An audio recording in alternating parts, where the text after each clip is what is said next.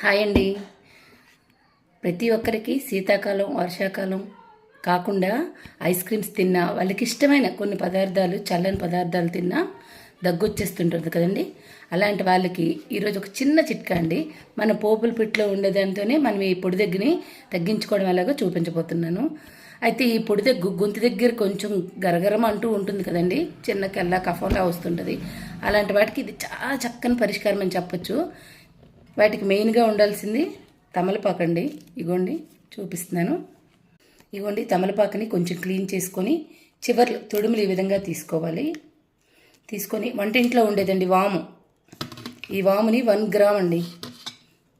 1 gram అంటే కొంచెం చిటికెడు వేసుకొని ఇలా చుట్టుకోవాలండి.